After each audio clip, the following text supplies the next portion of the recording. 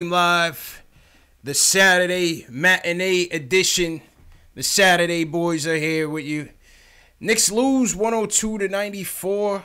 On today's episode, we're going to give you our takeaways. You're going to hear from live callers, fan reactions from today's game. We also got a special guest, Tommy Beer, contributor at Forbes Magazine, is going to join us at the 3:15 mark. He's going to be talking Knicks draft, Knicks news, and you know, you call it, man. So we got a lot to do. Also got a statement games giveaway today. Tomorrow night's Knicks versus Timberwolves game is a statement game. We're going to be giving away this brand new Knicks snapback to one lucky winner. So we're going to give you the details on how you can win that as well. So a lot to do. Let's get into it. CP from the Knicks Fan TV. My man Jay Ellis from the Nick of Time show. Happy Saturday, Jay Ellis. How you feeling, brother? It was all a dream, CP. It was all a dream, man. Rest in peace to Biggie Smalls. Today's March 9th. Especially those New Yorkers, those hip-hop heads, you know what today is. So, yeah, definitely rest in peace to Frank. Jay Ellis, what happened out there today, man? I don't know. End of analyst. I mean, no, listen, we thought this was going to be a matinee dud, and we were actually given a surprise. The Knicks bolted out to a huge lead, led by Dennis Smith Jr., DeAndre Jordan, setting the tone in the first half. And things kind of fizzled from there, man. What'd you see out there? Yeah, man. The Knicks kind of jumped on them early, just like you said, but it seemed like no one had their shot going. Yeah. Everybody who usually makes shots missed it. Dotson was on. Oh, Dotson missed several layups, man. Yeah, Dotson was on matinee time. Yeah, Dotson was really on after Fez gave him the big compliment. Yeah. He's like, you know what? I'm arrived. I don't try anymore. He missed all this. Trier, who was missing free throws. Mitch was hitting more free throws than Trier at one point. Yeah, ISO had an off night tonight from the stripe as well. Definitely. Yeah. I'm sorry. And then, we couldn't stop the Kings in the fast break. Mm-hmm. They're just too fast. It's a plethora of things that went wrong. Plethora of things. Kings surprisingly lead the league in pace after leading the league at the bottom last year in pace. Obviously, that could be attributed to De'Aaron Fox, man. Big fan of this kid, Jay Ellis. Yeah, man. And he and Buddy Hield basically destroyed us in the second half. 27 points combined for them in the second. 30 points combined for them in the second half, and that pretty much did us in, man. Yeah, they knew their roles and they played it well. Fox just kept pushing the pace and finding Buddy, and Buddy was atrocious the first half. Yeah. But he just kept shooting. He didn't care. Facts. And eventually he got on a roll, and that was all they wrote for us. And surprisingly, the Knicks kind of fought back. We had the lead in the fourth quarter, but too much to Aaron, man. We don't really have a reliable closer on this team. When things get tight, it gets real shaky in the knees, man. Yeah, that's what happens when the game gets tight. You know, we kind of lose our way. We did have the lead, as you said, 5-minute mark. We did go back up one. There was a fury in the fourth quarter. Luke Cornett gave us some good minutes. John Jenkins in the third quarter gave us 9 good points, 3 3-pointers for John Jenkins. Luke Cornett played solid on both ends of the court. That second unit with Jenkins, Cornett, Mitch, Moutier, ISO. They gave us a lift, man, and got us the lead. I thought the turning point of the game was the DSJ technical foul, man. I didn't think it was a technical. I thought it was a cheap call. And, after that, De'Aaron Fox has basically sealed it. Yeah, like you said, DSJ. DSJ is a goon, man. He's a goon, man. I love his attitude, though, man. He's a goon. Congrats, Mitch. You got a friend. Yeah. DSJ is now a goon. I do feel like he did, even though I felt like the tech was too much, I did feel like DSJ went a little bit. You thought he instigated it? He got shoved in the back. Did I miss the replay? It didn't look as bad when I saw the replay. I don't know. I thought it was a cheap shot, and I don't mind DSJ solidifying the tank with getting extra aggressive with these guys, man. Needless to say, I don't think he should have got a tech for that. Yeah, anyway. I don't think so either, man. That was a cheap tech. Well, it was very cheap tech. I don't know. Yeah. Those type of refs, they should be. I know they evaluate these refs sometimes too for playoff atmosphere type things. Yeah. The refs that give texts like that in those situations, I don't think should be working with them. I mean, why not review the call? Why not review the call when it gets that late? You know, it's always the second act that gets caught. It's never the aggressor that gets caught. So why not review the call? That's a fact. They should have just reviewed the call at that point. Yeah.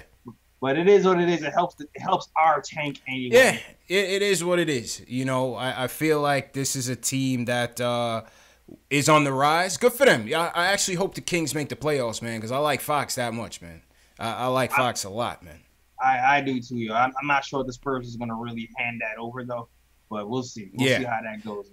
I believe they're 3 games back at 8th in the West. And then in the West, man, give credit. You know, Kings are playing well, man. They lead the league in fast break points, lead the league in pace.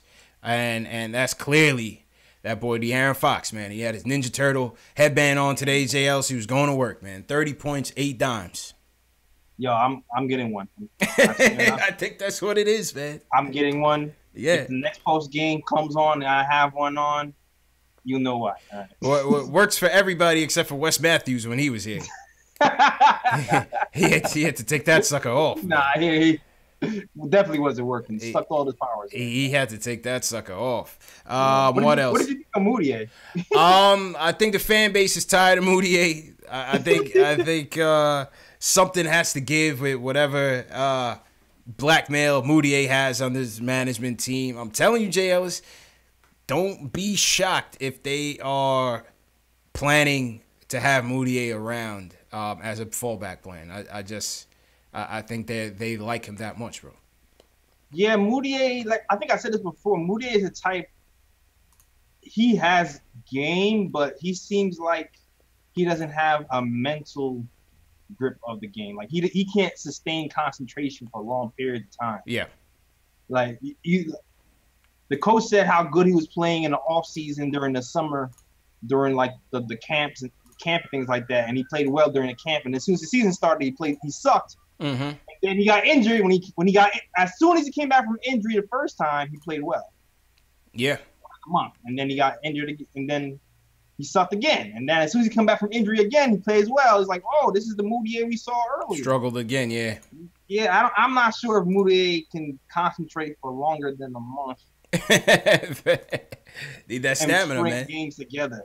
I'm not sure if that's what we have in Moutier. So we'll see what happens next season if he ends up on this team or not. But yeah, we'll see. He finishes with 9 points, 4 boards, 3 dimes, 3 turnovers today.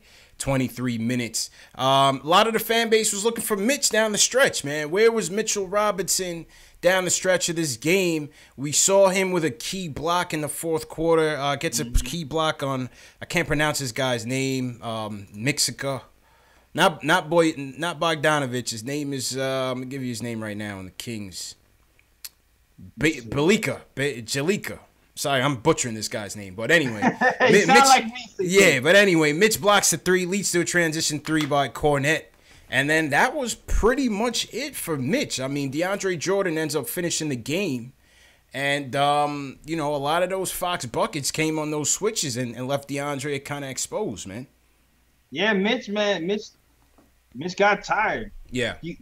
During that run, we ran him through the ground, dog. You can see he was tired by the way he gets up. Because the play before he got taken out, I forgot his shot was blocked from behind, and he hit the floor, and he stayed down there like a half a second longer than you thought he would. Yeah. I think the coach saw it too. It was like, okay, he spent. Let's get him out of the game, and we'll put DeAndre back in since he was having a good game. One of the only other Knicks really to have a good game today. Numbers wise. Yeah, I mean, typical night for DeAndre, 14 points, 15 boards, a 6-9 shooting. I just thought, crunch time, defensively, he just didn't give us the stops that we were looking for. Overall, I like DeAndre, man, on the cheap, on the very cheap. I like DeAndre a lot for this team. I felt like he kind of gave us that lift, get out that matinee slump, man. He kind of kicked the team in the ass a little bit and got them going in the first half. That's a fact. That is a fact. And also, he exposed one critical thing. Mm-hmm. Enos Cantor was not too old to get minutes. Yeah, right. I told you Fizz is gonna learn that politics, man. Just keep it a buck, man. Just keep it a buck. Just keep it a buck, Fizz. You know what I'm saying? Because there's no need to play the politics, especially with Cannon. We don't own nothing, Nah, man. Because man, this guy is 30 years old, getting half the minutes, and closing games, and closing, and starting. But Enos is 26 and too old. What he meant to say? Enos played too old. That's what he meant to say. Probably, yeah. He's 25. He played like he's 65 on defense. Yeah, exactly. Shuffling those legs, man. Mm-hmm. Exactly. Who else? Kevin Knox, another shooting malaise for Knox. I did like his aggression in the first half. Yeah. I thought his mentals was there. I thought, I thought he was really pushing the issue there, but he just couldn't knock it down, man. They didn't have a good game today. Well, that's all we'll say. Didn't have a good game. Yeah, didn't have a great game. I like that I saw him pass a little bit more. Yeah. I do like that. Mm-hmm. But yeah, the shot just wasn't falling again. And I know the coach said that he was working on it very, very hard to get out the slump. But I don't know, it's just not paying off for some reason. Yeah. Right, just not working, man. Just not working. 3 for 12. Yeah. 3 for 12. We're not here to jump on Knox, man. We're just pointing out he didn't play well. Nah. Still a young guy. Hopefully things turn around. Hopefully his mentals will get used to this long season and the body will actually catch up as well. Yeah. We'll see what happens. Keep it with Knox. Yeah, we'll see what happens, man. But 3 of 12 from Knox on the campaign. 66% overall from free throw, JLs. Free throws is another area. I mean, we missed 7 free throws out there. ISO, who's typically, I think he's about 80%, shot 50 today. I had no idea Dennis Smith Jr. was such a terrible free throw shooter, man. Me neither. When they said only 50% on the telecast, I was like, wow. That's horrendous. For a point guard. That was pretty crazy, man. That's horrendous for a point guard, and it's a little scary when you project his shooting going forward. Because usually they'll say if you're a good free throw shooter, mm-hmm. it'll turn into a good jump shooter in general. Right. So the fact that he's missing these standstill free throws from a free throw line doesn't project well for his shooting going forward in his future in his career. Hopefully that turns around. We can only hope. We'll see what happens in the summer. Yeah, I had no idea he was that bad. But DSJ finishes with 18 points, 5 dimes, and 5 boards on the night. 1 turnover, 7 of 19 shooting. So his efficiency is what we're watching, JLs. His efficiency is what we're watching to see if he can improve on that. Definitely. Yeah, you want to see that 3-point. I want to see that 3-pointer drop a little bit more too. Because he was awful. He was awful today. And you can see there was like a little competition going on between Dennis Smith Jr. and Fox. And Fox. Yeah. Fox will come down that first half, especially hit a 3. Dennis Smith Jr. will come down, try to hit a 3 as well. Yeah. And it didn't quite go as well. This is the game within the game. They'd known each other since high school, as they said on the telecast. Fox was drafted, 4th to the Kings? Was it 5th? Let's take a look. De'Aaron Fox was drafted. I want to say 5th, but I could be wrong. Let's take a look. 5th. He was drafted 5th by the Kings, 2017 draft. This kid's such a beast, man. Man, I wanted Fox so bad. Damn, this kid's so good. I still feel like I won. They were talking about Fox versus my guy from the Lakers. I was like, Fox, no questions asked. I don't care. Fox. Fox Alonzo. Forget about it. Give me De'Aaron Fox all day over Lonzo. Yeah, me and my boy was arguing about Fox versus Lonzo from that long. Yeah, forget about that. Give me Fox all day over Lonzo. It's not even close if you ask me. Word. Not even close, man. Let's take it to the phones. Shout out everybody in the chat, in the YouTube chat. This is Post Game Live Saturday edition. You are watching the #1 show for Knicks fans, by Knicks fans, where we talk about Knicks news, Knicks rumors, and post-game live fan discussions after every game, featuring live callers. Hit that thumbs up button for your boys. If you haven't subscribed to the channel, definitely hit that subscribe button and the notification bell. We got Tommy Beer coming on in a little bit. Tommy's coming in. And so let's get to the phones. Will from LI. He wants to talk about the Frank trade rumors. Will, how you feeling, bro? What's up, CPJS? How y'all doing? Good, man. How you feeling, bro? Pretty good, man. Hold on, right? I think it was, I don't know if it was yesterday or the day before, where it broke on Twitter that the Knicks are, shopping Frank for, or the rumors is that they're going to shop Frank on draft night. Mm-hmm. I mean, overall, I just feel a little disappointed. I just feel like, I don't know if we give him a fair shake overall. He had his opportunities, but, I just hope this is not a Victor Oladipo situation, but ultimately it looks like, the experiment for Frank is pretty much done, that he's about to get out of here. Well, I want to feel how y'all thought about that. I mean, I don't think, so it was an article for those of you that hadn't seen it. It was an article that Mark Berman of the New York Post had wrote. I mean, listen, we've been hearing about the Frank trade rumors all year. You know what I mean? From the offseason to the trade deadline to after the trade deadline, we heard that that Orlando wanted him. You know what I mean? So, I've said it from, for a while now. I just feel like the amount of point guards they brought in, Jay Ellis, between last year and now that have been prioritized from playing time, combined with Frank's up and down play, ineffective for the most part. I just don't see them having much confidence in him, JL. So, I mean, have you changed your thoughts on it? I mean, I guess. I mean, I don't know. I know this. I know Fizz still likes Moutier. That's for damn fact. And Phil likes DSJ for damn fact. And you just don't know what's gonna happen with Frank. Time will tell, man. This can go 30 different ways in this offseason. It really can, because Moutier is going to cost money. Do we want to spend the money? If we do, are we going to move Frank to sign Moutier? I don't even know. That sounds weird. But right. But we really don't know. We really don't know. But all signs point to we don't have 100% confidence that he'll be a backup for us. At least that's how we feel right now. Especially with Fizz saying in the paper that he sees Frank more as a wing than a point guard. Yeah, I continue to go back to that interview, and Fizz he was floundered himself, and he was basically like, I don't even want to speak on it, because he himself wasn't too sure where to play the kid. So I think his play isn't just puzzling the fans. I think it's puzzling the coaches. Like, no one really knows what this guy's true fit is. Number one, he's got to get healthy. And number two, I think he's just got to show more. But I don't think you're going to get, like in the article, they're saying they want to try to get a first for him. I think there's no chance you're getting a first-round pick for him. So you might as well keep him. Just keep him and see if you could actually, get some solid role-playing, 7th, 8th guy off the bench type of minutes for him, JL. That's where I'm at right now with Frank. I'm at with that. At least the G. Absolutely. Yeah. Something.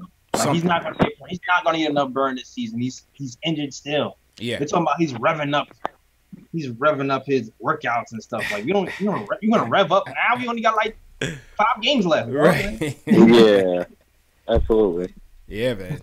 And then the other thing I wanted to talk about was that looking at the lineups today, and we saw Moutier with DFJ.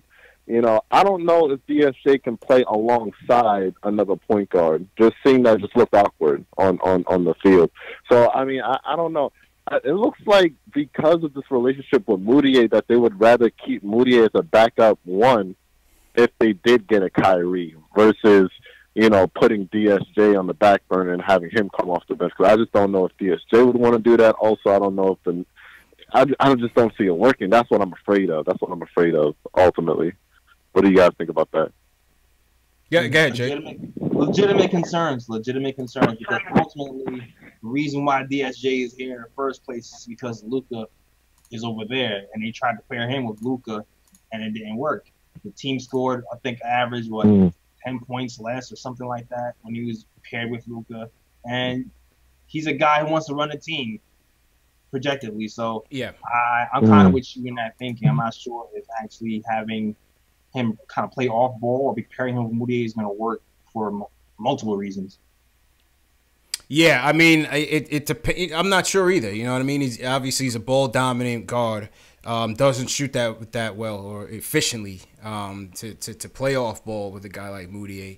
Time will tell, though. I think it's still early. I like DSJ as a plan C fallback option if we're just gonna go the youth route and keep developing. But I think that also depends on you know, where we go in the draft, what position we end up picking in the draft. Is Ja Morant, who's having an outstanding year in college. I mean, would we still consider him? That's one of the things I'm gonna ask Tommy Beer when he comes on. Yeah, it's fun because Ja still has he's like. I mean, I know that the passing is better than DSJ, but his defense is worse. You know, and the shooting is not there either. So, you know, it's not. I don't know if it's gonna be that much of a difference, in my opinion. But that's just my opinion. I want to hear what Tommy has to say. Okay. All right, cool. I'm looking forward to that. It just seems like there's three options. It's either the dream situation works, we get Kyrie. Doesn't work out, we fall on DSJ, or if we think that Ja Morant has a better upside than him and we fall like third or fourth in the draft, we go with Ja. So, you know, that's all I wanted to say. Keep it up, guys. Love the stuff. Also, I'm going to be there on the watch party this upcoming Friday. I'm going to try to get in on the statement games also. Love the work you guys do, and keep it up, man. Appreciate you, Will. Thanks for calling in, as always, man. Thanks a lot, bro. All righty. Take care, y'all. All right.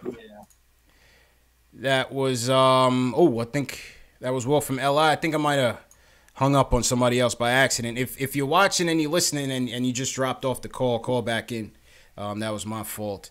Yeah, JL, how do you know, Ja Morant he's having an impressive campaign out there at the college level. Tonight he will be playing in the Ohio Valley Championship, his conference championship.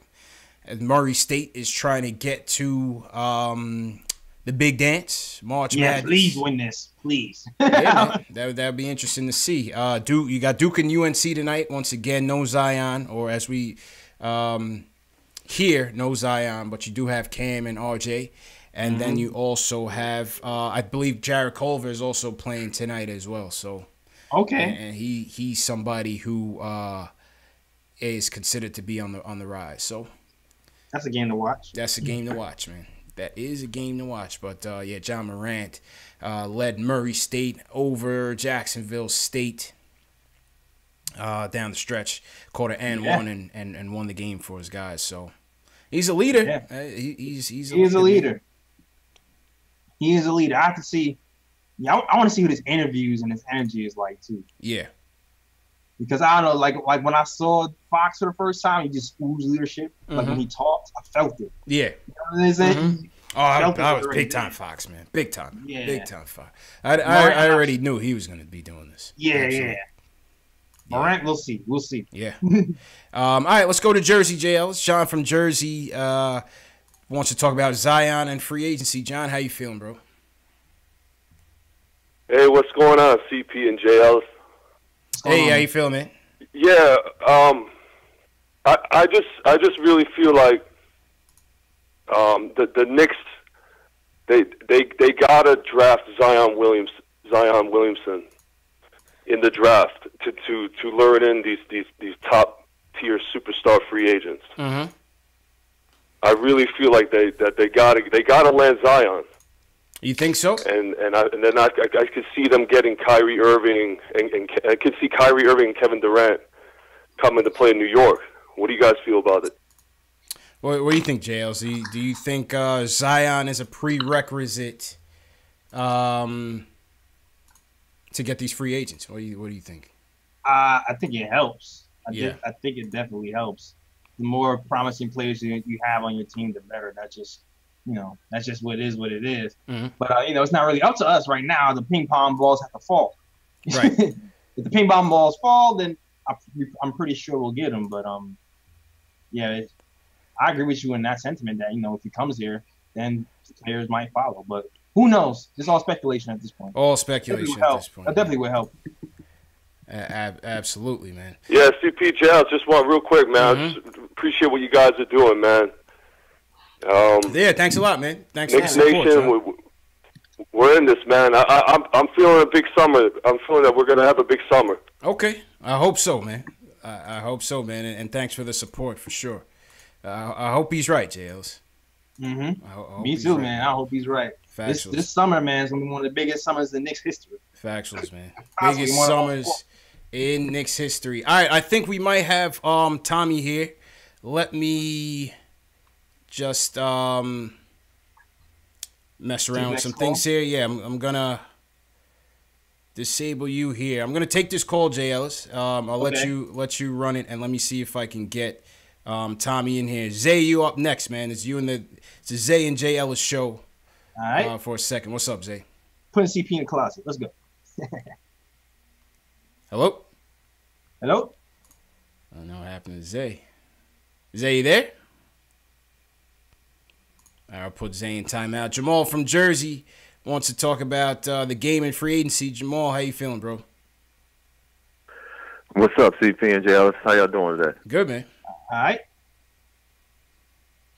First off, I'm going to definitely see y'all at the viewing party. And as far as free agency concerned, with the season winding down, I'm kind of getting worried more. Mm-hmm. My first worry is at 12:01 that night, Fizz not giving Moutier both max slots, which I think is possible with what they got going on. Yo, we got to get to the bottom of this, man. What kind of blackmail does Moutier have on this organization, man? Oh, man. We see Kadeem Allen, the headline. Yeah, he might call KD and all of them and tell them, no thanks. We got Moutier. He accepted the deal. Yeah, man. No thanks. Kadeem Allen, the headline of the Westchester Knicks, has been doing his thing. He had another solid outing last night, JLs. Bring back Kadeem, man. I'm telling you, man. Kadeem the Dream deserves to be back. But on the more serious note, are you guys worried about KD and Kyrie? Like, even if they gave us indications that they might come, that they two are the most unpredictable stars in this league and could leave us at the altar in the 25th hour? That has questioned my mind. I'm not gonna lie. That has crossed my mind. Both of these guys are so kind of fickle. The wind blows left, they want to go right, and you just really don't know what's gonna go with. You really just don't know. Yeah, you really just don't know. I would hope that KD. I mean, oh, there we go. Hey. Yep. Go ahead. Finish your point, JL, and we'll bring Tommy in. I was like, I know, like, people want KD and Kyrie, but I would really like, I would like KD as well. But I'm like, I'm hoping maybe. I'm leaning towards maybe a Kemba will be a worth, or a wing. Okay. KD Kawhi. Somebody a little bit more stable. Yeah. Mentally. Nah, I hear you, man. I hear you. All right, well, let's bring in our guest. He's written for Forbes magazine, Knicks fan, NBA reporter, Tommy Beard joining us. Pleasure to have you, Tommy. How you feeling today, man? Happy Saturday, man. Thank you. Thanks for having me, fellas. Happy to be on. And a little bit nicer out here in the New York City area. A little sunshine out today, so good to see. Absolutely, man. Beautiful day in the neighborhood, and beautiful day to talk Knicks indoors, I guess, right? Word. I always go to Tommy for the stats, man. That's my. Yo, Tommy is the man when it comes to the stat. Yo, Tommy, do you have like an Elias Sports Bureau encyclopedia that you just like plug into your back of your head like the Matrix or something? How do you come up with these stats, man? I retweeted more of your stats than anybody else. Facts, man. Facts. Appreciate it, fellas. Appreciate that. A lot of it's basketball reference stuff. I just always had a love for statistics, numbers. And I think, obviously, they don't tell the whole story, as Knicks Twitter's quick to remind you if you tweet anything negative about one of the players. But I think they help paint a picture. No one particular stat is going to give you everything you need to know. But I think it's beneficial to kind of get a view of each player, where he's at in a particular time, and give you a little bit of a historical context, how well they're playing in comparison to other rookies or other Knick rookies, etc. Obviously it's not the be-all, end-all numbers, and as many people point out, you can skew any type of statistic to kind of fit whatever narrative you want to tell. I just kind of like to put the numbers out there and let people decide for themselves. I don't, obviously they're going to support some viewpoints and prove some other viewpoints possibly wrong in the short term at least. But I think at least having those numbers help inform a discussion. Yeah, no, I agree with that, man. And one guy putting up a lot of numbers, you just wrote your last article on him. That's Money Mitchell Robinson, man. Yeah. 23 straight games with a block shot. His last 6 games coming into this one, 12 points, 10 boards, 4 blocks, 73% field goal shooting. His block numbers are in the categories of David Robinson, Shaquille O'Neal. What's your general take on Mitchell Robinson's season so far? It's really, you try to kind of temper your optimism and try to keep things in perspective with young players. He's a 20-year-old kid. Mm-hmm. As we know, didn't play a second of organized basketball last season, but he's really playing at a ridiculously high level right now. When you factor in his limited playing time, I was just before I hopped on here, I was looking at the numbers over the next last 7 games. Of course you were. His per 36 minutes are insane. 16.3 points, 14.7 rebounds, 5.3 blocks per 36. All right, that's good. Obviously, we know that that's crazy. The block rate is ridiculous, yada, yada, yada. Mm-hmm. To me, what may be the most impressive number for Mitch Robinson post-All-Star break, this dude is shooting 80% from the free throw line. Wow. So he's making 70% of his field goals on the season, and he's shooting 80% from the free throw. I mean, you just don't see that type of efficiency. There's only been 2 players in NBA history that have shot 70% from the floor for a season. That's Wilt Chamberlain and DeAndre Jordan. Damn. Both of that those is crazy, man. Jordan shot below 50% from the free throw line in all 3 of those years, in the 40s and in the 30s one time, and Wilt was like 51% or something from the free throw line. So if Mitch Rob can shoot, let's say 65%, 70% consistently from the free throw line, you just don't see the type of, there's a Clint Capella comparison that's been made quite often. I think that's a dude that is similar in a lot of respects. But yeah, if Robinson can continue to perform efficiently, remember, this is a guy that's averaging a double-double, and the Knicks never run a play for him. Yeah, right. Everything's off garbage, offensive rebounds, putbacks, hustle points. Mm-hmm. We've seen it just a little bit more frequently when he's been doing a little bit better job of rim running and pushing his guy underneath the basket, catching, turnaround, and dunking. So I think once the Knicks start to run a few plays for him, that's going to increase his scoring average. But yes, as a long story short to answer your question, mm-hmm. I think if you redrafted the 2018 draft right now, we'd probably be drafting the lottery. And he really has a tremendous upside. And obviously, the cherry on the top for the Knicks organization is that he's locked into a ridiculously affordable contract. Going to be making less than $2 million each of the next 3 years, which is incredibly valuable for the organization. You were going to say something, Jails? Nah, I want to say shout out to Ninja P for pulling off that move. Ninja P, that's what we call Scott Perry here. Yeah, that's Scott Perry's nickname. I mean, listen, man, you got to give these guys credit. I also saw that in his senior year, Rivals.com had him, I think, in the top 10 or top 6 ahead of Kevin Knox and maybe one below DSJ. Had he played, the full story as to why he left Western Kentucky during his freshman year has never been told. There's kind of some mystery around it. But for whatever reason, he obviously didn't play his freshman season at the NCAA level, trained on his own. Had it not been for that, as you mentioned, he was, ranked right, based on the rankings, he was with Colin Sexton and ahead of Kevin Knox and Wendell Carter Jr. All those guys were neck and neck in the rankings. So he would have been a lottery pick even if he had played poorly, based on potential, athleticism, height, all that stuff. And he actually shot threes, at a decent clip in high school. So yeah, had he played, he obviously wouldn't have slipped into the second round, let alone the second half of the first round. So credit to Scott Perry and the Knicks for scooping him up at 36 overall.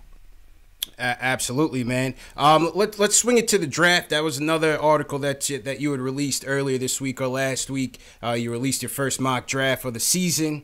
Knicks, obviously, right now we are waning between the 1st and the 5th pick, according to the Tankathon.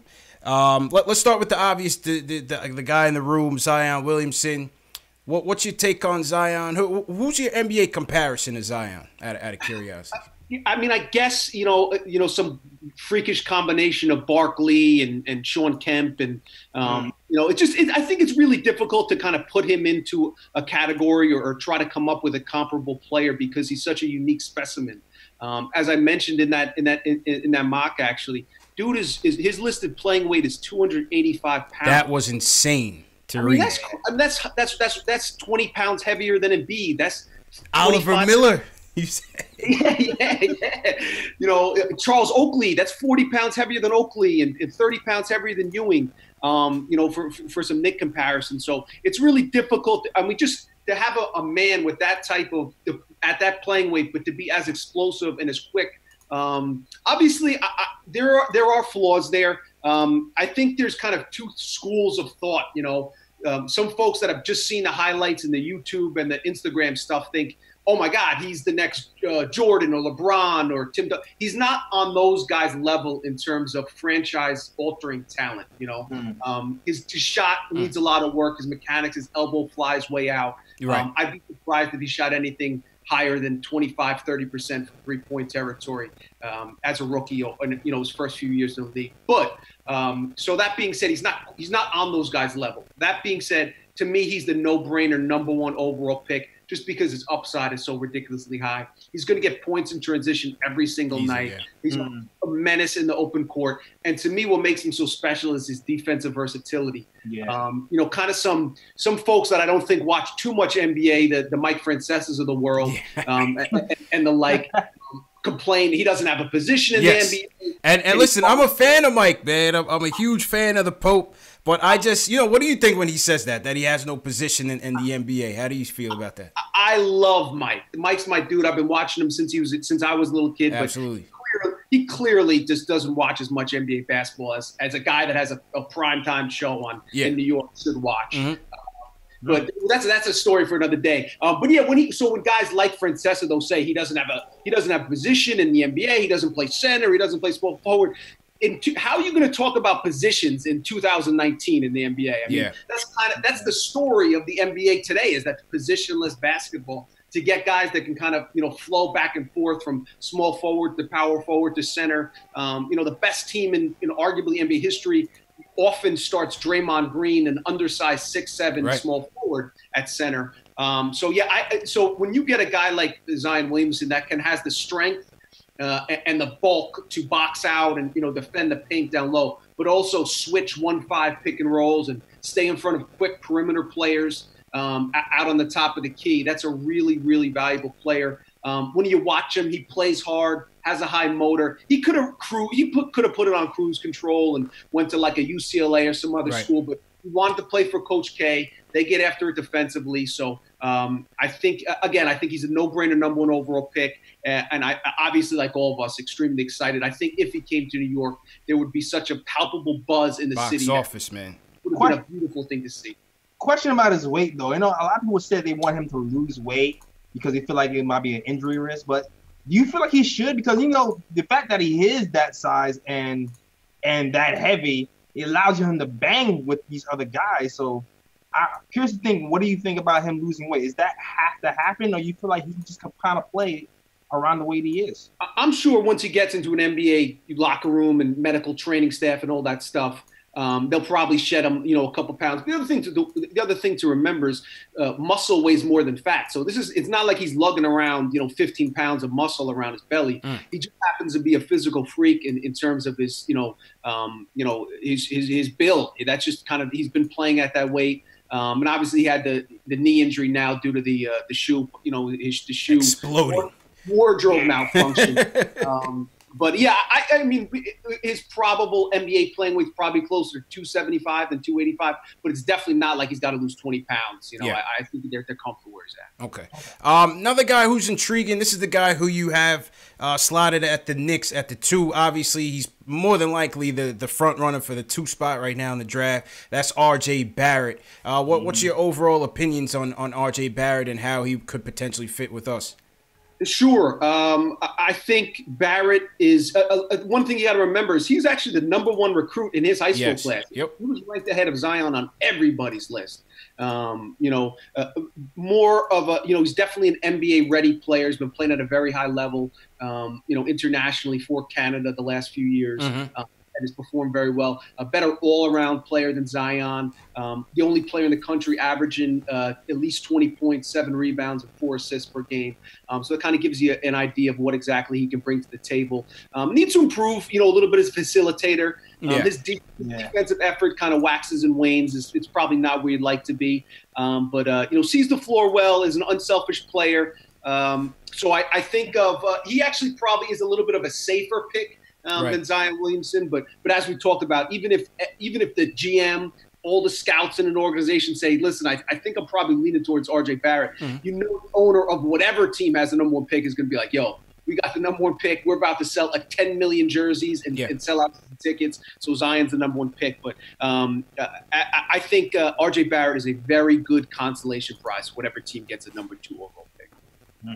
Yeah, I mean, I see, a lot of fans like to, compare the similarities with Timmy in terms of his terrible shot selection and his tunnel vision. But, I like the points that you made in your article with the numbers that he's putting up. He's doing it at Duke. He's, at the creme de la creme. He's playing at an elite level. I still like his mindset. I just like the way he attacks the game. Yes, the defense leaves a lot to be desired, and yes, the tunnel vision, you can see it, and sometimes he does force the issue, but I feel like he has potential to be really good at the next level. Agreed. He's definitely not a Tim Hardaway one-dimensional player, because if he doesn't score, if he goes into shooting slumps, he still can impact the game defensively. He's a decent rebounder for a player his size, a solid passer. So he's definitely a lot more versatile, proven winner. A lot to like there with R.J. Barrett. Absolutely, man. Another guy that you had shot up on your boards is Jarrett Culver. He's a guy that a lot of people think his stock is rising a bit. Talk a little bit about Jarrett Culver, what you like about him. Yeah, he's a 2-guard out of Texas Tech. He's kind of an afterthought in terms of a lottery pick, at the start of the season, but he's played really well for Texas Tech. He's a really safe player in terms of what he brings to the table. Texas Tech is one of the top defensive teams in the country, and he's arguably one of the better perimeter defenders in the country. Does a great job on both ends of the ball. Prototypical 2-guard in terms of size, 6'5", close to a 7-foot wingspan. Can get out in transition. He's also been playing a lot of point guard for Texas Tech and kind of facilitating their offense. He doesn't have the same upside of Barrett. He probably won't be a 20. He could be, develops as a high end, a low 20-point scorer, but that's probably a best case scenario. Probably settle into like an 18-pointer range, but also, average 6-7 assists a game. Also, just as important, is the best, is a better defender than Barrett according to most scouts. So I think he's probably in the 4 to 5 range. Ja Morant. The reason I had Culver going 3 in my mock was if the Cavs fall to 3, it'll be very interesting to see what they do, considering they drafted Colin Sexton at 8 last year. Yeah. So I think Culver is. I personally would take Culver ahead of Cam Reddish at this point. So I have him 4, on my big board, so to speak, with Ja Morant number 3. Okay. Go ahead, JL. You had something? No, I was just saying, is it the Cam Reddish shooting that's kind of tilting you towards Culver? Yeah, I just the more I watch a Reddish, I mean, listen, you look at him on paper, he's everything you want in an NBA wing. 6'9", great length. You look at his highlights, can put the ball on the floor. Grabbing a defensive rebound, push it all the way up the court, Euro step, N1, strong around the basket. But his shooting percentages, you don't want to put too much stock in. It's a limited sample size, 25 games or so on his freshman season. But they're just very worrisome. He scored in double digits, I think, 4 of the last 8 games. Hasn't stepped up as much as you'd like without Zion Williamson there. The best case scenario, he has that, that T-Mac look to him. Just that kind of what you hope that what scouts drool over in a wing in today's NBA. And when he really focuses and locks in defensively, just those games, those moments are too few and far in between. Yeah. He's too talented to slip too far in the lottery, so I doubt he slips past 5 or 6. But I think if you take him, and miss out on one of those top 3 guys, top 4 guys, I think there is a drop off. That scouting report sounds like Kevin Knox, Jails. I was about to say the same thing. Like the guys with the mind issues who don't really have that I want to do it mentality. I was like, do I want to go through that 2 years in a row? I'm not sure. I agree with you. I think Knox, for better or for worse, is a good comparison from especially his college tape. Interesting. You had mentioned Ja Morant. And, the Knicks are obviously in kind of a point guard conundrum. We bring in DSJ. We don't know where they stand with Moutier. They keep, Frank is always popping up in the trade rumors. You have the Kyrie stuff. Kemba a little bit less so. But in the draft, you have namely John Morant and to a lesser degree Darius Garland. How do you compare both those players, and how do you compare those players to drafting them over DSJ if the Knicks were to go that route? Sure. I think Garland's going to slip. If the Knicks, assuming they finish with the worst record, obviously they're going to drop past 5, and I think it would be a major reach to take Garland at 5. Mm-hmm. So I don't think he's in the conversation. I suppose he could be if they slip to 5 and they don't like Reddish and they're not in love with Culver, but that would definitely be a reach. As far as Morant, 6'3", athleticism through the roof. Kind of a Russell Westbrook clone in terms of just the athleticism, the determination, the aggressiveness he plays with, especially on the offensive end. A little bit slight of build. He's like 175 pounds. Probably needs to bulk up a little bit. In terms of a slashing, penetrating point guard, he's what you want in today's NBA. His three-point shot's a little bit unreliable. Mechanics aren't terrific. You'd like to see him improve that a little bit, if he gets in the gym and, works with a shooting coach, et cetera. But I think can also good defender. Not a great off-ball defender, but he does a pretty good job. Staying in front of his man. Obviously has the athleticism and quickness to spare. So I think if the Knicks are in that 3 or 4 range, and obviously Zion Williamson and Barrett off the board, Morant is the guy they should target. At that point, I'd try to trade Dennis Smith Jr. If not, keep him in-house and figure out, who starts next year. Maybe have Morant come off the bench behind DSJ. I'm not in love with Dennis Smith Jr.'s game. I just don't know if he's a pure guy you want to lead in the franchise, especially in the best case scenario where you get KD in town. Whether you add somebody else. Kyrie, I'm a little bit nervous about. I heard you guys talking. Before I hopped on, I think there are reasons to be concerned about how Kyrie would fare, kind of under the media scrutiny in New York. But I guess in direct, assuming leaving those guys out of the conversation, I think you have an opportunity to draft Morant. I think you have to do it, even if you have Dennis Smith Jr. on the roster. Smith's already in his, this will be his finishing up his second. So he only has 2 years left on his rookie scale deal. At some point, you're going to have to figure out, do I want to extend this guy?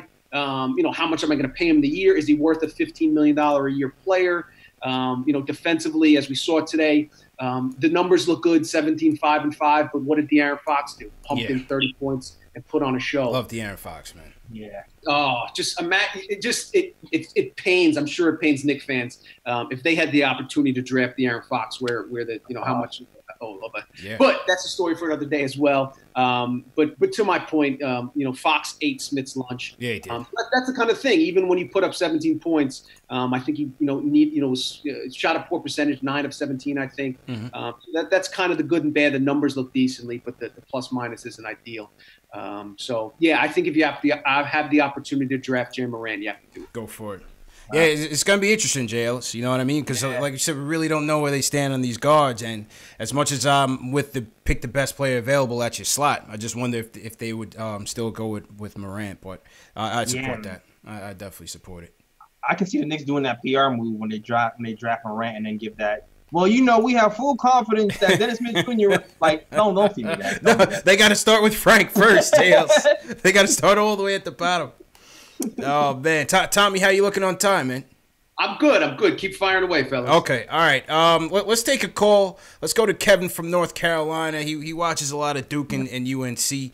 Kevin wants to talk about the off-season plans. Kevin, how you feeling, bro? What's up? You hear me? Yep, loud and clear, bro. Hey, man, first off, I got to start off like this, man. I know y'all been talking about it already, but, man, we messed up not thinking the right way a couple of years ago back, man. We should have had Fox, man. We started winning those games for no reason a couple of years ago. We messed around and drafted Frank. Yeah, well, Fox went fifth to the Kings. Went fifth. I still remember the Endor game winner. Yeah, man. Endor. No games for no reason. Ugh. But the question I had was and I'd like to get Tommy. All of you guys' point of view. Okay. You, JL and Tommy. What would you guys' view of a failed off season be? Like mine would be like 6 pick, and we waste our money on like we max out some dude averaging like 18 and 5. Like that would be my scenario. Yeah. Like a failed off season. I want to see what you guys think about that. Tommy, go ahead and kick that off, man. What's your idea of a bad off season? Yeah, I think Kevin's got the important thing is the worst case scenario for the Knicks this offseason is not striking out completely in free agency. The worst case scenario for the Knicks this offseason is spending poorly. Yeah. You know, because you have $70 million to spend. That doesn't mean you got to max out Boogie and please, no Boogie, man. You know what I'm saying? Like you got to, if you don't get KD, then you got to reassess the entire situation. And do we kick that money, towards next season, or do we trade for an expiring contract and get back another first-round pick? Yeah. I think that's the important point. JLs, go ahead, bro. Yeah, I kind of agree with Tommy here. Just don't max anybody out, and more importantly, the years. I think that's even more important. Like if you overpay a little bit for for a short-term deal, then all right, I won't be as mad. We're trying to stay afloat, look competitive for a season or so. But you can't max somebody out for 4 or 5 years. That's just not it. We can't max out like a second tier star, and then we just have another Tim Hardaway Jr. situation. Yeah, no, I agree with that. Both points I agree with. Right. I don't want to tie the success of this Porzingis trade to this offseason. I hope they don't put pressure on themselves to do that. I've been saying that. So my idea is, let's say we get the 5th or the 6th pick and then we max out a Vucevic or, somebody like that. Yeah. Boogie Cousins and Jimmy Butler. Oh, man. Please. Don't max Don't do it, man. Just continue the course. Listen, if it's going to get ugly, it's going to get ugly, but just keep that flexibility. And as Tommy said, you have the cap space that you can use as a weapon to purchase a guy on a terrible contract to get more assets. That's the thing. If we're going to be building slowly, we got to also be thinking of bringing in more assets and building the fortress. Right. Also consider how good the Knicks are. And also, my last question for Tommy, and you can end the call after this. But okay. I want to see what he thinks about it. If we fall out the top 3, what do you think about trading back and try to get some assets? And appreciate the call. Yep. Thanks, Kevin. Good question. I think that would actually make a lot of sense. Obviously, it's dependent on how the scouts feel about Reddish and Culver and the rest of those guys near the top. But I think that would make a lot of sense, depending if you have somebody that wants to jump up.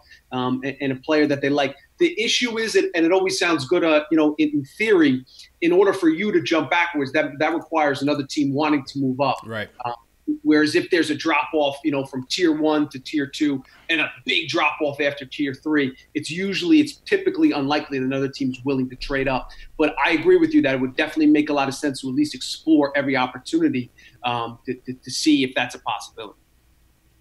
Yeah. Yeah, I mean, well, you got Atlanta sitting there with potentially two first-rounders. Yeah. The Celtics will have 3 first-rounders. How do you not run out of first-rounders? It's Danny Ainge, man. It's Danny Ainge, the riverboat gambler, man. I'm telling you. That guy has been the executive of the decade, man. Give him credit. Definitely give him credit. Tommy, just keep me posted on the time. Ernesto from the chat says, if the Knicks end up with the 5th pick, who would you draft, and which combo of top free agents would you like to sign? I think if they drop to 5, again, I would assuming that Morant and the 2 guys are off the board. Culver would be the guy I'd lean towards. I think Culver kind of fits in that nice. A lot of it. The thing about the NBA, the draft that kind of complicates matters a little bit is it's before free agency. Yep. I've been arguing like football, it has to go the other way around, man. Yeah. It has to be free agency first. Then once you strike out, then you could really draft for need. Exactly. There's obviously a lot of uncertainty there. You assume that by the late June, the Knicks will have a good indication of what Durant's idea will be. Through obviously nothing official, but via backdoor channels, and to somebody's point, as I was listening before I hopped on, relying on Kevin Durant, because I think we could all agree that Mills and Perry and the Knicks front office have been given an indication that Durant is either likely to sign or heavily considering signing. But it's March 9th right now. Shout out to Biggie. And there's still 3 months. Even if Kevin Durant told them on June 30th at 11:59, hey guys, I'm signing with you. On July 1st at 12:01, he might change his mind. Yep. So there's just so much uncertainty there that just makes it really hard to predict. Until he signs, you just don't know, JLs. Until he signs, you just don't know. Tommy, as a media guy, what do you think about? There's been so much talk about, Kyrie and Kevin Durant and their, I guess, displeasure with the media treatment about the rumors and stuff like that, and kind of the backlash and all that. What do you take on that as a fellow writer? What's your opinion on that backlash? Sure, and I think it's a good debate to have. It's worthy of a conversation. I'll start off by saying that a lot of the media, it's ridiculous how overly concerned they are with clickbait and dumb questions. Thank you. and stupid, innuendo and rumors, and who let's overhear a guy's having a conversational hallway. That definitely means they're going to team right. So all that stuff is ridiculous, but I understand, the media parent companies it's very difficult to monetize on how to people's readership and newspapers form. So all that aside, I totally understand a player's perspective that it's a pain to deal with annoying, idiotic, immature media members. I totally get that. They have every right.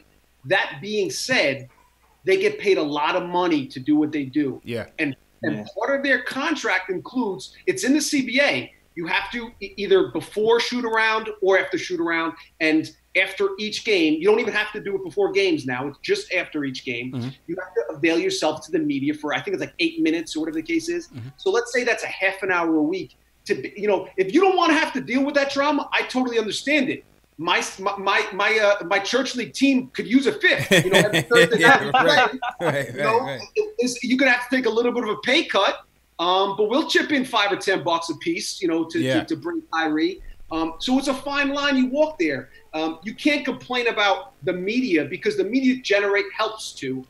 Obviously, their talents first and foremost, but the media helps to generate off-season conversation, rankings lists. We're talking about the Knicks right now on a nice afternoon on a Saturday because so many people have a vested interest in it, and that vested interest helps sell tickets. The ticket sales and jersey sales and clothing and hat sales all go into the big pot of money that pays these guys $20 million a year to play hoop. So if you take the money for hooping, you have to go with other stuff that goes with it, and that other stuff that goes with it is dealing with the annoying media. So I have a difficult time feeling too bad for a guy. Again, it's every right. You have every single right in the world to say, I'm not going to answer questions. So then you can take a fine and donate that money to charity, or you can choose not to play in the NBA. Nobody's going to bother you. When I have a bad game on Thursday night, nobody asks me, how did you play? How come you missed that three, son? Yeah, right. But I got to pay $5 a night to reserve court time as opposed to being paid $500,000 a game. That's the I think that the pros and the cons of it. Comes with the territory, JL. I'm looking for a place to ball. I haven't balled in a minute, Tom. So. Let me know, LA Fitness. We always need a fourth. Yeah, so. I'm an LA Fitness all-star myself, man. They call me half court havoc at my location, man. I'm gonna stretch out. I can't play full court games no more. I'm just half courting it, man. That's it, man. Amen. I can do full court strong 1 minute and a half. After that, it's over with, man. Yao Song in the chat says, do you trust Perry to make the right moves this summer, Tommy? How do you feel about Scott Perry so far, his tenure so far? I think Knicks fans have every reason to be just very, very pessimistic. A lot of Knicks fans, rightfully so, understandably so, when the Knicks made the Porzingis trade is, you got $70 million in cap space, but I've heard this song before and I've been burned. Okay, we're going to get LeBron and Bosh and Wade, and we end up with Amari Stoudemire's bad knees for $100 million. Yeah. It's happened time and time again. I think, yes, those are fair concerns. On the other side of the coin, it'd be really hard not to credit Perry for what he's done. I think Steve Mills being there makes Knicks fans a little nervous because the Tim Hardaway contract was a disaster, as we all know. And Mills probably should have zero impact on the decision-making. But if you look at it from the day Perry was hired, obviously Mills was responsible for the two awful Hardaway Jr. and Baker contracts. From the day Perry was signed forward, they've been a well-run, successful, smart, forward-thinking franchise. The Noah Vonleh pickup, the guys they picked up on the margins have been successful. And obviously the draft. They had the 9th pick in the draft, the 36th overall pick in the draft, and they walked away from draft day with Kevin Knox struggling, be it, but, still some positive upside, obviously. Mitch Robinson, who is the steal of the draft. I don't think anyone would debate that at this point. And then also Alonzo Trier, as a free agent afterwards. So it's hard to not consider that a grand slam. And again, they have 7 first-round picks in the next 5 years. They haven't traded away a first-round pick. They've maintained their cap space. They enter the season one of the more talented free agent crops we've seen in recent NBA history, and they have more cap space than any other team on the market, and they play in New York. So while it's understandable to be apprehensive given the Knicks' history, I think there's also reason to be optimistic given Perry's decision since the day he took over. Your boy Ninja P, Jay Ellis. That's what you call it, man. Boy, listen, Perry's been building that treasure chest, man. What move has he made that you don't like this season? I can't name one. I think the Mario Hezonja. Okay, there you go. Super but Mario. Other than that, he's still batting a solid 700 or so. So that's incredible. But why not, man? Why not? How about the Frank situation? Berman on the post, and we've been hearing it all year, basically, that they've been trying to trade him. We heard after the trade deadline that Orlando wants him. I just continue to feel, Tommy, that point guard after point guard that they bring in and play over this kid, they don't have confidence in him at the point guard position. And it just doesn't seem like they have much confidence in him. Obviously he's been giving them reason to not. But what's your whole take on the Frank situation these last few years and how it's going to play out? I am one of the few, the proud, the remaining Nilakina Island survivors. I'm with you. I get stuff every other week from the chat for not trashing Frank. Yeah, we have Frank Ntilikina telethons almost every other game when he doesn't play, so man. Be careful. They're going to turn on you. Facts. Ntilikina slander will not be tolerated while I'm bring it on. No, but listen, he has not been bad offensively. He's been atrocious, terrible, whatever. I don't have the Stephen A. Smith vocabulary to use the words as bad as he's been offensively. There's no denying that. If he doesn't, to ask him to be a good offensive player right now is an unrealistic stretch. He needs to go from awful to bad. If he's just a bad offensive player, I think he can be a valuable NBA player. So here's my thinking with Ntilikina. And I tweeted this earlier today. Because of Fox hit those 2 early threes in the first quarter, Smith went underneath the screens, didn't challenge, and Fox knocked down 2 of those first. He had 8 points like the first 2 minutes or whatever. Finished with 30, a career high. In today's NBA, the three-point line is very, very important. Nobody disputes that. But what gets lost, it's not the ability just to make three-pointers. It's the ability to stop your opponent from making pointers. Yeah. You know what I'm saying? So if you have a guy that's an elite perimeter defender, and as a rookie, as an 18-year-old rookie, Frank was an elite perimeter defender, not just a good perimeter defender. In terms of, you look at the synergy numbers, was second in the NBA in terms of on-the-ball defense on pick and rolls when the ball handler as the primary defender. Only Drew Holiday was the only guy ahead of him. The analytics back it up, as the eye test does, that Frank was an elite perimeter defender. Now, again, part of this is he has to, if he can ever develop a league average three-pointer, which personally I think he can. He shot 40% from three-point range in the French Pro A League as a teenager. Shot the ball well. Was around like a 55% true shooting percentage in international competition against top competition was in France. Was terrible as a rookie, but if you look at his mechanics, there's no hitch, elbow alignment, everything you kind of want from a scouting perspective. it's there. Personally, I think his confidence is shot. He's never recovered. I don't think the coaching staff has done a good job supporting him and putting him in position to succeed. Part of that's on him. Part of that's on the coaching staff. But again, assuming he can be a decent, not good, a decent offensive player, a guy like that is very valuable. Especially, let's say, best case scenario, Knicks get KD, Zion, or Barrett, and another top tier free agent. Is that Kemba? Is that Kyrie? Is that Jimmy Butler for less than the max, hopefully? But KD says, I'm coming. I just need one more guy with me. Okay, if the Knicks have to overpay for Kyrie or whatever the case might be, they max out Kyrie. They do what they got to do. In that dream scenario, best case scenario, which isn't certainly it seems somewhat plausible.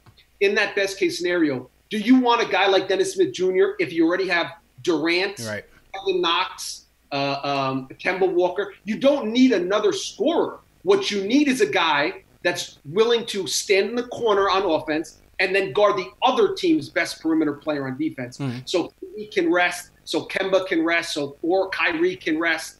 I personally would love to see that 5-man unit with Ntilikina on the floor and Mitch Robinson on the back end.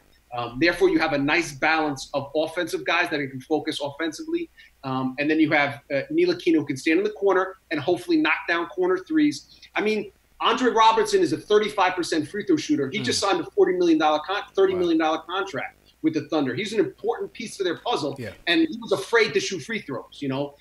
Tony Allen was first-team All-Defensive player, but he was a valuable player in the NBA because he was a winning player in the NBA, even though he was a big-time net negative offensively. There's a spot in the NBA. The Knicks, if again in their best-case scenario, are going to need somebody that doesn't require the ball and that doesn't require a lot of money, and I think that kind of sets up well for Ntilikina going forward. I agree. I think to your point, once this team improves, the talent, I've been saying this, I think you'll see the value of Frank. But Jay Ellis, it's no secret, his shot is way off. His confidence is definitely shot. Whether this coach or the secret sauce of Craig Robinson just hasn't been working. I just feel like we should just keep him because I don't see us getting anything of value for him. We're definitely not getting a first for him. So why not just keep him? You have him on the cheap. Keep him and just let the development play out. Your thoughts, Shales? Yeah, I'm kind of with you. You know where I am. Yeah. I know it seems like the writing is on the wall because the way Fizz is kind of overlooking him a lot, and you figure that the front office might be trying to give Fizz the players that he wants. So it seems like the writing might be on the wall for Frank. But like I said before, we don't know what's going to happen in the offseason. Moutier might be moved. Who knows? But I really like Frank's long-term potential. Whether he's here or not, I agree with Tommy that the jump shot is going to fall. Before he even went down, he was shooting around 40% from three. And I think he took down to 38. And he started shooting like that in the beginning of the season as well before his confidence went there. So I do believe he was able to be a really, really consistent three-point threat. He just needs time and he needs that confidence, man. And I hope the Knicks are able to give it to him at some point. Yeah. I think it's important to point out, as you guys said, he's the type of player that looks good playing alongside good players. Right. Whereas Moutier and Dennis Smith Jr. to a certain extent look good playing alongside a bad team where they can get up their points and get up their shots. What Moutier does well and what he brings to the table, it kind of gets lost in the sauce when you're on a bad losing team that isn't surrounded by other quality. I tell you, man, this fan base is ready to run Moutier out of here. The first bus out on April 10th, Jay Ellis. Moutier has to be a goner. One last question, if you have time, Tommy. One last one. Let's do it. All right. My guy, Alex Collins. Shout out my guy, Alex Collins. He checks in on this show every night from Ireland. Yeah, man. Live post-game. He wants to know your thoughts on Damian Dotson. What's your take on Dotson, and what's your role? What do you see? How do you see his role developing over time? First off, respect to all fans overseas. People staying up to 2, 3 in the morning to watch games. A lot of credit to those guys. I think Dotson is a good player. I don't know exactly what his upside is in terms. I think he can be a solid 7th, 8th guy in a rotation. brings a little bit to on both ends of the floor, is able to defend well on the perimeter, which is something you don't see a lot from the Knicks these days. Again, I think it's difficult to to look too closely at the numbers, defensive rating, etc., when you're playing alongside guys like Knox and the Ennis of the world, that struggle defensively. Obviously, Dotson is, his success is going to be if he can consistently knock down the three-pointer, be above average, three-point shooter, as he's done this season. So they have him locked in at, I think it's 1.8 or around there, under $2 million with a team option next season. So if they were to cut him loose and waive him, it would only clear, I think, $700,000 or so. Yeah. So I expect them to hold on to him, exercise that team option, and depending on who the Knicks bring in, obviously, if they really reshuffle the deck, they're going to need and dedicate the majority of their cap space to a stud like Durant and another max level player. You're going to need valuable contributors on minimal level contracts. So that's why guys like Mitchell Robinson and the Dotsons and Alonzo Triers, et cetera, will have extra value. JLs, that's our guy, man. Free Dot. I see him as a good, solid rotational piece as well. Obviously, you want to see him be a more consistent shooter, especially from three. But you love how they run those curl screens for him, his off-ball defense kind of gets, he kind of slacks off a little bit, kind of loses his man a little bit. But I like Dotson, man. Go ahead, wrap up with Dotson, JLs. Yeah, man. Best case scenario, Klay Thompson. You know what I'm saying? Yeah. Can't dribble that much.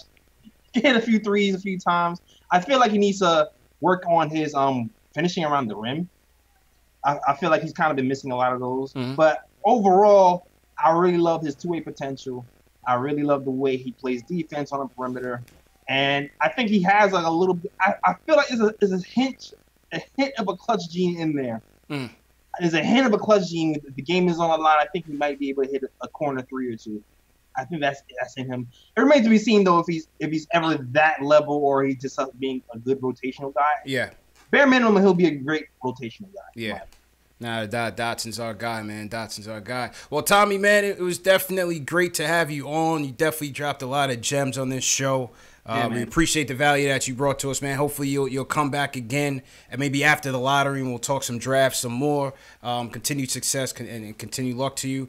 As is a custom on the show, I'll put the camera on you, and you could just tell everybody where to find you at. And appreciate it again, man. Appreciate you. Thanks for having me on, fellas. Great talking. Always down for some intelligent, informed, passionate Knicks conversation. So thanks for having me on. And Tommy Beer on Twitter. A lot of nerdy stats and stuff like that. Yes. You guys, thanks for having me on, fellas. Be good. Oh, man. Tommy, appreciate you again, man. And, hey, that was Tommy Beer, Forbes Magazine contributor, NBA writer. Awesome guest. Great guest, JLs. He's really dropped a lot of gems for us, man. And to Tommy, definitely appreciate it. All right, let me get Jay Ellis back in here. That was a good one, Jay Ellis, man. That was really good. I enjoyed that. Yeah, man. That was really good, man. Shout out everybody in chat. Give us a thumbs up for that Tommy Beer guest segment. That was really good, man. Really good. Yeah, that's one of my favorites. Absolutely. Let me get you back in here, Jay Ellis. All right, we got Jay Ellis back. All right, and you're back, man. That's simple. That's simple, man. That's simple. That's how we do it, man. You got to be flexible, Yo, hit that like button over there. Hit that thumbs up button for you boys. Shout out everybody in the chat. CP the Artist, Alex Collins, Charles Reynolds, Knicks 1904. How's everybody doing today on this Saturday? Let's talk statement games. And tell you guys how you guys can win this hat for tomorrow night's game, Knicks versus Timberwolves. Let me just finish orientating myself here. Shout out Tyon Reed. Charles Reynolds says, how do we feel about Ellenson? How you feel about Ellenson? He might be worth keeping. I don't know.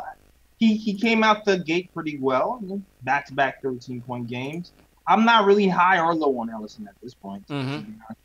He's had some solid games. He's kind of a castaway from the Pistons. He showed some flashes. If anybody can get anything out of him, it would be Fizdale. Ninja P and crew. Yeah, there's something there. There's something there. Yeah. Yeah, I thought he had his moments. You know, nothing too crazy. Obviously, first couple games he started out hot. You know, couple games now he's kind of tailed off. Defensively, leaves a lot to be desired, but he moves well, moves the ball well, dribbles the ball well. I think he's all right. You know, he has the potential to be good defensively. The first game especially, it seemed like he was running a lot off of adrenaline. He's pretty good defensively that first game. Yeah. After that, though, I'm not sure if he had that same level of intensity. I don't know if it's the minutes or, you know, he's just not consistent as of yet. We'll see what happens. Knocks down the corner three, well. Yeah, knocks down. I he like shoots that. better from three than two, seems like. Yeah. Definitely I like that about young Ellenson. So shout out to Henry. As I'm just tweaking your video a little bit here, JL. Shout out to everybody in the chat once again. How are we looking on Periscope and Facebook, JLs? Let's see. For like June. What's good? Okay, what's good? I see Facebook. Shout out to everybody on Facebook and Periscope. Go ahead. Shout out to Mark Lazarus on Facebook. I see you. Yep. Shout out to me, Peter. He says we need the Ball brothers on here. Yeah. Where's LeAngelo at? Get LeAngelo on here, man. I don't know. We need LeVar. LeBron silenced him. Yeah, definitely did. LeBron silenced LeVar Ball, man. We gotta get LeVar back on here, man. Yeah, and shout out to Nigel too. Shout out Nigel. What's going on, Nigel? Shout out to June. He was on the Facebook and jumped onto the YouTube. Okay. Shout out to June. What's going on, June? Jack Rhodes in here. What up, Jack? Hema King. She's in here. What's going on? Knicks Fan TV, Dave. What up? Word. Give me shout out my chat. Yeah, Young Simba in here on a Saturday. Always, man. Young Simba in here on a Saturday. Yeah, man. What's going on, man? Iverson Boston was good, man. I see you. So they said Jared Culver finished with a good game. What was his stats? Somebody in the chat, can you pull up his stats? Let us know what Jared Culver did tonight. Hey, we need options, JLs. We got an 86% chance of not getting the first pick, so yeah, you guys better get used to these names. Yeah, we gotta talk about it. We gotta learn. We gotta talk about everybody. We gotta talk about everybody, man. We gotta talk about everybody. Hell yeah. Crossfire paper, what's going on? All right, so here's what we're going to do. We're going to tell you guys how you're going to be able to win this brand new Knicks snapback. This is not your gas station flatback, JLs. This is brand new. Get in the camera. New era. Get that in there. Look at that. Get that. See that shiny emblem right there? Brand new, baby. Okay, that looks real. Brand new. So we're going to tell you guys how you can win that during tomorrow night's Knicks versus Timberwolves matchup. And that is courtesy of Statement Games. Let me just pull up my window here. And here we go. And let me get JL's camera in here as well. Shout out Nick Reyes from Statement Games. What's going on, Nick? I'm trying to find my state home, man.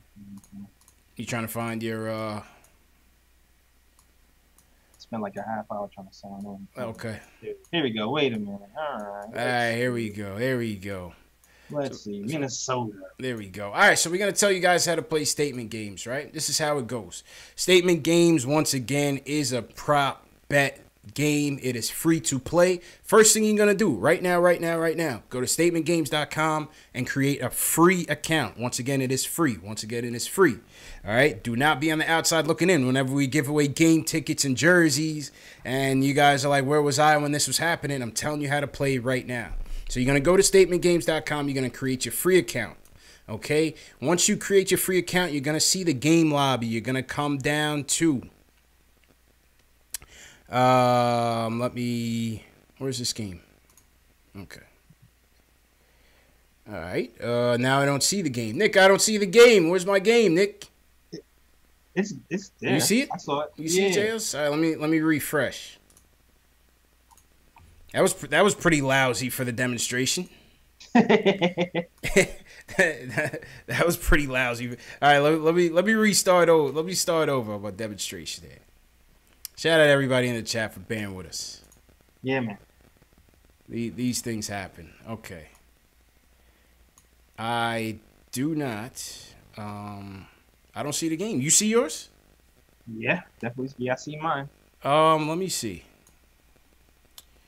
I might have already went into the game. Let me see something here. I hear that. Okay. Let's see. Shout out Dave. What's going on, Dave? Word. All right, let me just. All right, well, me my shout outs while you figure it out. Yeah, go ahead, Jay. Let's go. Yo, shout out to Ivan Balser. Thank you. Charles Glasser. Thanks for rocking with us. Andrew Wilson, of course. Oops, upside your head. I like your name. Yeah, it's a great name. Maybe because I'm old, but great name. I remember Oops upside your head from back in the day. Kevin Weiser, shout out to Kevin Weiser in the chat. Shout out Kevin. Yeah. Blackjack. Hashtag new. For anybody who's in here who was new, if you want to be recognized, want to shout out, give me that hashtag new. Yo, what up, Enzo? Yes, sir. I see you, man. CH. What up, bro? Enzo, what's going on? CH, what up? Ken Ricardo Custer was in early. Okay. Shout out Ricardo. I don't know if he's still in here. Ricardo. Shout out Ricardo. Shout out to you as well as we get in these statement games together. Yeah, man. All right, so we're good to go. So basically, I found my game. All right, when you go into statement games, you're gonna see Knicks versus Minnesota Timberwolves contest prize by Knicks Fan TV for the hat. Okay, you're gonna click on that. You're gonna click on join. It's gonna take you to the confirmation page, which explains the contest and how many and the prizes that you can win. Once you click proceed, it's gonna take you into the game lobby where you can make your picks. What statement games is all about is prop bets. These are all predictions for the Knicks versus Minnesota Timberwolves game tomorrow night. And let me just slide JLS over a little bit. So these are all the predictions for the Knicks versus Timberwolves game tomorrow night. At your top, you see you have all the predictions looped in. There are about 60 in the pool. You can see team-specific predictions. For example, Minnesota over 113 points. Knicks over 104.5 points. Knicks under. You can see player point prop bets. You can see assists, rebounds, three-pointers, defense, and combos. The name of the game is this. You're going to pick 10. You're going to pick your 10 predictions for tonight's game. You have until 8 o'clock or 8:10 p.m. Eastern to get all your picks in. So you have more than 24 hours. You're going to pick your 10 from most confident to least confident. Simple game. Once again, it is free 99. Once again, the Knicks snapback is on the line. All free. You're going to rank your 10 statements and then just click save. That's it. That's it. Share it with a friend. If you know a friend that wants to win the hat, click that share button, and that's it. That is the name of the game. So, Jay Ellis, give me your 2 bold statements.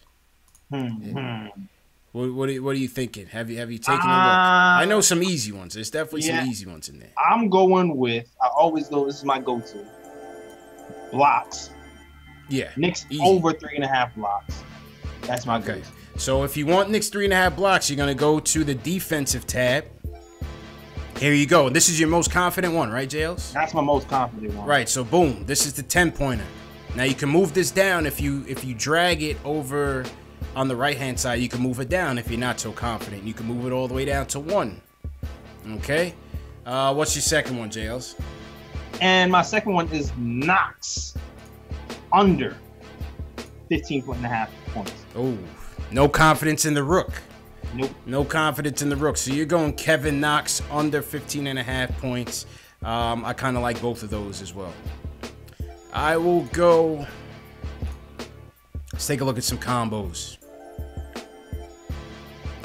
Combos. Yeah.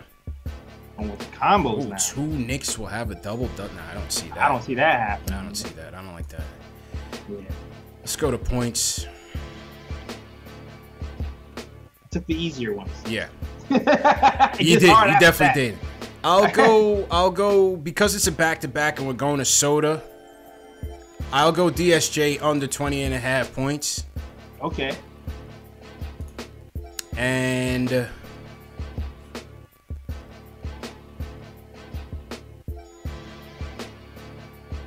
I'll go over 104 .5 for the Knicks. Actually, no, I'm sorry. I'll go under. I'll go a little bit under. Yeah. I'll go a little bit under. Second night of a back-to-back in Soda. They scored 98 today. Yep. I believe they scored, or 92 today. So I'm gonna keep that trend. I'm gonna keep that trend. I think they come in with no legs, and that's right. yeah, and I think this one gets over early. So we filled it in from 10 to 7. All right. So let's just say, for argument's sake, we have a couple more that we like. Let's pick Minnesota under 8.5 threes. Let's go over 8.5 threes. A 3-point defense is terrible. Let's go Minnesota over 8.5 threes. Let's go Knicks under 10 threes. I like that. I'll also go under 33.5% from 3 for the Knicks. I will take under 7.5 steals for the Knicks. And I will take under 4.5 blocks for the Timberwolves. And I will go...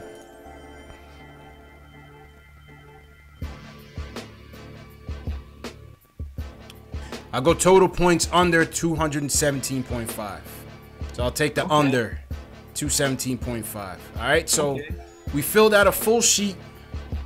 And now what you have to do, you have to click the save button. Make sure you click that save button. Very important. Yep. Okay? You can come back and change this as many times as if you want until 8:10 p.m. tomorrow. So you have that. So I just click save. Now it's going to take me to a referral page. You guys can refer a friend. If you know a friend that wants to win the hat, that wants to, win Knicks prizes and memorabilia and tickets down the road, invite, share with a friend. Like I said, it's all free to play. If the friend plays, you will get more coins. 10 virtual coins are credited to your account. So there's incentive there for you. If you invite a friend and they play, you get 10 virtual coins. Yeah. Statement Games is also has a shop coming up, so you'll be able to cash in your free virtual coins for more memorabilia and stuff like that. So overall, like I said, it's free game. It closes tomorrow at 8 p.m. And gotta be in it to win it, J. Ellis. Yeah. Gotta be in it to win it, man. Definitely. So be in it tomorrow. Get your free hat, and you know what? You're gonna give away other stuff later on too. So that's it, man. Get used to it. Get your mojo going. Yes, sir. And some prizes. And some prizes, man. All right, let's finish it up. And if you guys in the chat want to call in, if you guys want to fill in the chat Q&A, you can certainly do so. We'll hang around for a little more, and then we'll get on with the Saturday, man. Shout out to everybody in the chat once again. Hit that thumbs up button for your boys. This is Knicks Post Game Live, #1 post game show on YouTube, on social media, for the fans, by the fans. CP from the Knicks Fan TV. My man Jay Ellis from the Nick of Time Show. If you were in here earlier, you heard Tommy Beer from Forbes Magazine drop some gems on the squad, on the off season, on the draft as well. So that was a good segment that we just had. We recapped the Knicks versus Kings game. Knicks Tommy fall. killed it. Yeah, he was good, man. Very, very good, man. Very good. Yeah, love to have him on, man. Love to have him on. So Knicks fall to the Kings, and they fall to 40 games under 500. Jails. 40 games under 500. Yeesh. Yeesh. Well, what can you do, man? What yeah, man, it wasn't looking right. We got our asses handed to us, man. Yeah, absolutely, man. But it was expected. It was expected. Yeah. I didn't really expect it to win. Facts. Really, considering that man Fox is a demon over there, he carried his team to victory. Carried his team to victory, man. Carried his team to victory. Frank Matos, what's going on, Frank? All the way in West Palm, probably enjoying some warm weather and baseball down there. Shout out to Frank. Chick George, what's going on? Max, I see you. How's it going, Max? Yep. Yeah, man. Nope, no calls. Yeah, no. Everybody's trying to enjoy their Saturday, JLs. I feel you. Yeah, man. So on that note, let's wrap up. JL, right. so I'll throw it on to you. Let me throw the theme music on. Shout out to everybody who came through. Great show. Dave, great show. Alex, great job as usual. Shout out to everybody that came through on this beautiful Saturday. All right, JLs. Yeah, man. man. You know what it is. If you enjoy me, you can enjoy me and some of my friends at the Nick of Time Show. We do have a podcast that drops on SoundCloud, iTunes, Spotify, Google Play every Tuesday. We missed last Tuesday. Well, almost every Tuesday. And we also have our videos uploaded on YouTube, usually Wednesday or Thursday. So check those out. All links are in the description. Also, I will have merch dropping very, very, very soon. Working on that. If you want to get my merch right now, link is also in the description. NickofTimeShow.com.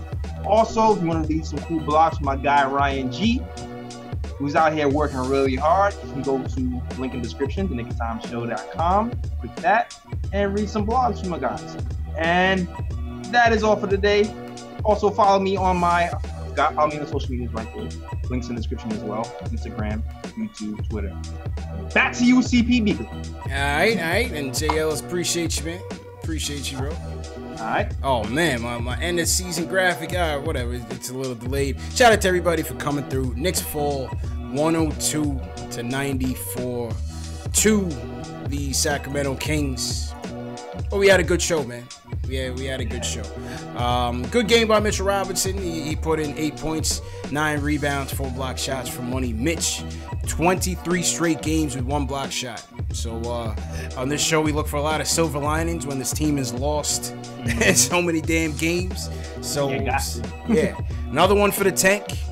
Another one in the books for the tank. And we keep it rolling. Tomorrow night, Knicks versus Timberwolves. Catch us after the game, 10:30 Eastern time. It's going to be a little bit of a late one.